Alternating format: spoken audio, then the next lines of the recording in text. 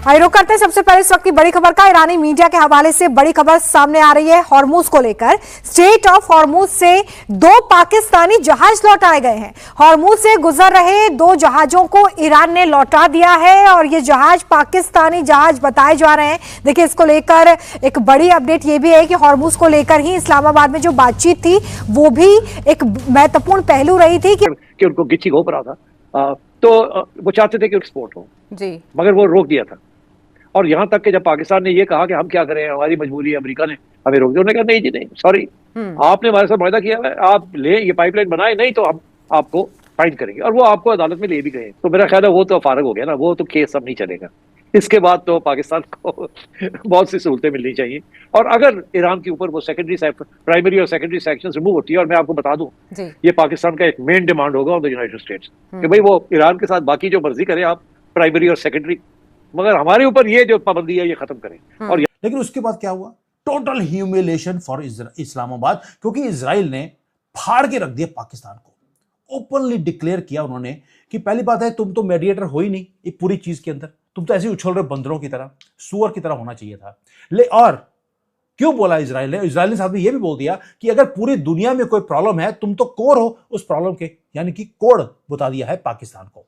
उन्होंने लेबल कर दिया पाकिस्तान को कि तुम स्टेट स्पॉन्सर टेरर की कंट्री हो, तुम पीस टॉक करवा ही नहीं सकते। इंपॉर्टेंट डेवलपमेंट ये हुई है कि अमेरिकी सदर डोनाल्ड ट्रंप ने ये कह दिया है कि जनाब हम स्टेट ऑफ हॉर्मुज को ब्लॉकेट करने जा रहे हैं। ठीक है जी, ये एक बहुत बड़ा चैलेंज है अब सबके लिए। मुझे लगता है, व्हाट आई हैव रियलाइज्ड, कि ट्रंप साहब ये समझते हैं कि जरा ईरान को टफ टाइम दो। जय हिंद दोस्तों, पाकिस्तान ने जो दलाली का काम किया वो तो जयशंकर साहब ने पहले ही प्रेडिक्ट कर दिया था कि पाकिस्तानी जो दलाल ने से, ठीक है, वो दलाली इन्होंने कैसे की, कैसे इन्होंने ईरान के पीठ में छुरा घोंपा और क्यों ईरान ने पाकिस्तान के 2 शिप्स को जाने से ही मना कर दिया, बल्कि उनको खदेड़ लिया गल्फ ऑफ हॉर्मुज से कि अगर मिल जाए तो इनको आज ही तहस नहस कर। द रीजन बीइंग इसकी जब पाकिस्तानियों ने ईरान और अमेरिका को बुलाया तो खबरें ये निकल के सामने आ रही हैं रॉयटर्स और ये सब टेलीग्राफ वगैरह से कि पाकिस्तान और अमेरिकन ने मिलकर प्रेशराइज करना शुरू कर दिया ईरान को। जब ईरान ने बातें नहीं मानी अमेरिकन की, तो उन्होंने प्रेशराइज करना शुरू कर दिया कि नहीं भाई आप माने और पीस डील तो होना ही चाहिए यहाँ पे। ईरान ने कहा यार हम अपनी शर्तों पे करेंगे, 1.5 महीने से हम वॉर लड़ रहे हैं, क्या हम इस प्रेशर में आ जाएंगे कि हम इस्लामाबाद में तो हमें पाकिस्तानी और अमेरिकन मिलकर मारेंगे तो हम क्या दबाव में आके हाँ बोल देंगे? ऐसा बिल्कुल भी नहीं होगा। ठीक है, तुरंत जब ईरान नहीं माना तो पाकिस्तानियों ने अपने 13,000 फौजी और लगभग 12-13 फाइटर जेट्स भेज दिए सऊदी में, ये दिखाने के लिए हम सऊदी से आपके ऊपर अटैक करेंगे। तो ईरान ने कहा जो करना है कर लो, हम जो है बिल्कुल भी पीछे नहीं हटेंगे। मतलब होस्ट कर रहा था मीठी मीठी बातें बोल के ईरान को कि आ जाओ हम समझौता करेंगे। और ईरान जैसे ही पाकिस्तान पहुंचा, पाकिस्तान ने डराना धमकाना ईरान को शुरू कर दिया। सऊदी में अपनी सेना और जेट्स भेज दिए कि सऊदी से ईरान पे अटैक करने में आसानी होगी। ये गद्दार है पाकिस्तान दलाल। क्यों? क्योंकि अमेरिकन से इनको पैसे मिल गए होंगे, सऊदी से इनको पैसे मिल गए होंगे। तो ये पाकिस्तान ने हाल किया। इसके बाद 2 जहाज सुनने में आ रहा है गल्फ ऑफ हॉर्मुज से पाकिस्तानी फ्लैग डाल रहे थे, उनको देखते ही जो IRGC ईरानी रेवोल्यूशनरी गार्ड्स ने खदेड़ लिया।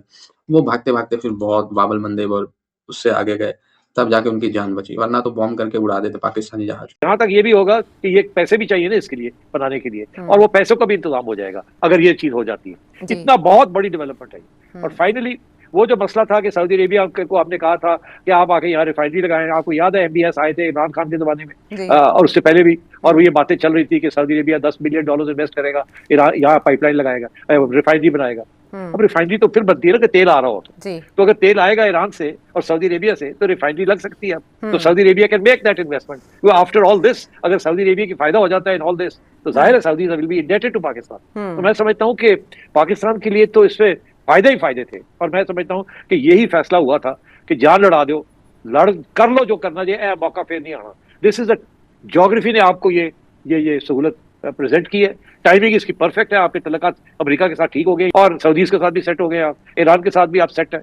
और क्योंकि यूनाइटेड नेशंस में आपने ईरान की साथ दिया जब आपने ये रेजोल्यूशन को सपोर्ट किया कि जी अटैक नहीं होनी चाहिए ईरान के ऊपर, और अमेरिका को नाराज किया, मगर ये उन्होंने किया, तो Iran is thankful for that. तो मैं ये समझता हूँ you played your cards very well. इस वक्त यू आर राइजिंग, और अगर ये कामयाब हो जाता है, ये सारा कोई ना कोई सेटलमेंट हो जाती है, तो you have lot to gain. और वैसे भी अगर नहीं भी होती तो आपने इतने अच्छे तल्लुकात बना लिए, इतनी अच्छी गुडविल बना ली है सब मुल्कों के साथ कि you are bound to benefit from this. वो और बात है कि अगर आपके इंटरनली कोई डिस्टेबलाइजेशन ना हो जाए तो which can Daryl all this, क्योंकि ये भी चीजें होती है। But otherwise it's brilliantly played and brilliant timing and hard work by all Pakistani stakeholders, led by the Field Marshal and Shahbaz Saab, and backed up fully by Dar Saab and the Foreign Office. It's superb, excellent. तो आप उनको Nobel prize के लिए देखते हैं nominate होता हुआ, क्योंकि साबिक इटालियन मैं तो आपको याद होगा कि हमने मजाक में भी ये बात की थी। सबसे पहले हमने दुआ की थी हाथ उठा के। जी हाँ, दुआ की थी, आपने मजाक नहीं किया था, दुआ की थी। मजाक नहीं किया था, वो इसीलिए दुआ की थी ना कि दुआ कबूल हो जाए। जी। और हमें तो बड़ी खुशी होगी अगर पाकिस्तान के ट्रियो को या डुओ को मिल जाए नोबेल प्राइज, तो ये तो सारी उम्र के लिए ये एजाज होता है। I think that would be wonderful, it will be crowning achievement. और मैं ये बता दूं, अगर ये इस्लामाबाद अकॉर्ड हो जाता है, हाँ।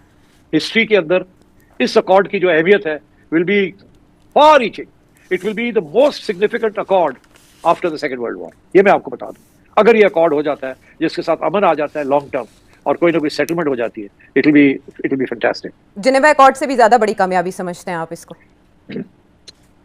अगर ये हो जाती है?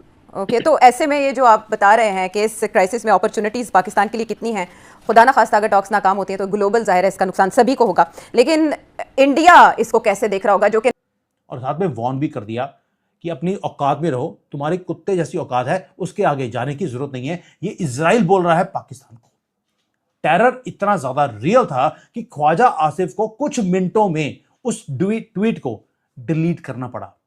पाकिस्तान की जो मिलिट्री की जो लीडरशिप है, उनके पैर कांपने लग गए थे, क्योंकि उन्हें मालूम है कि इजराइल की तरफ से एक भी मिसाइल, उन्होंने बोल देना यार गलती से तुम्हारे पास आ गया, हम तो ईरान के अंदर ठुकाई कर रहे थे, गलती से तुम्हारे पास आ गया, इनकी पूरी लीडरशिप धरती से स्वाहा हो जाएगी। हिजबुल्लाह से पूछ लीजिए, खमीनी से पूछ लो, बता देगा आपको कि क्या किया है इजराइल ने। और पाकिस्तान ने जो ये अटेम्प्ट किया था कि भाई हम टफ दिखाएंगे अपनी कंट्री को, कि इजराइल को हमने गालियां निकाल दी, आज they are moving with the pants wet.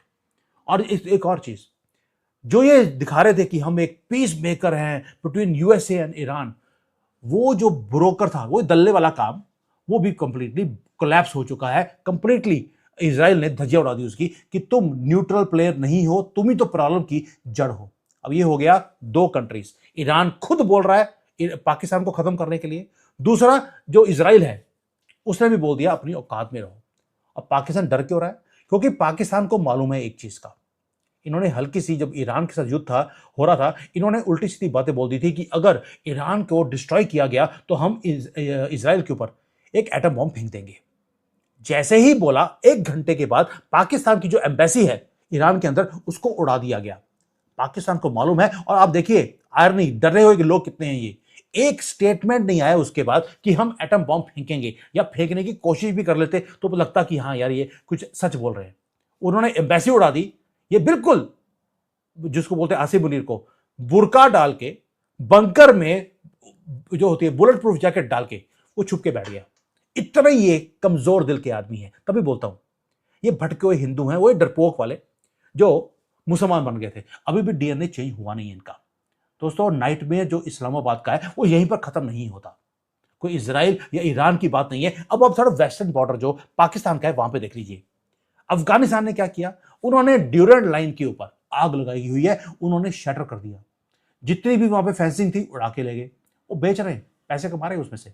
और अफगान की फोर्सेस ने हेवीली बॉम्ब किया है इनके नॉर्दर्न एरिया में, जितने गेट्स थे वहां पर उसको उड़ा दिया गया। और ये कोई छोटी मोटी बॉर्डर के ऊपर स्कर्मिशेस नहीं है, कैलकुलेटेड प्रिपरेशन है एक मैसिव कोऑर्डिनेटेड अटैक की deep inside major cities of Pakistan. अब वापस जाइए मोदी जी की स्टेटमेंट के ऊपर। क्या बोला था उन्होंने? ऑपरेशन सिंदूर अभी खत्म नहीं हुआ है, हम पाकिस्तान को उन्हीं की भाषा में हम जवाब देंगे, और उनकी जवाब है जिहाद के खिलाफ जिहाद। पहले अफगानिस्तान, उसके बाद ईरान, फिर इजराइल, ये सब ने मिलकर अब पाकिस्तान के ऊपर अटैक करना शुरू कर दिया। अगला बात मोदी जी की वेट है कि वो कब इनका साथ देकर हम पाकिस्तान का खात्मा करेंगे। Let's see what happens. अब पाकिस्तान के ऊपर आते हैं। पाकिस्तान को पता है कि वो कंप्लीटली सराउंड हो चुका है और आग सभी जगह उगलने के लिए तैयार है इस पाकिस्तान के ऊपर। जो वॉल्स हैं वो क्लोज अप हो रही हैं इस्लामाबाद के अंदर। तभी उन्होंने रेड जोन बना दिया पूरे कैपिटल को। उन्हें मालूम है कि इन्हें छोड़ा नहीं जाएगा।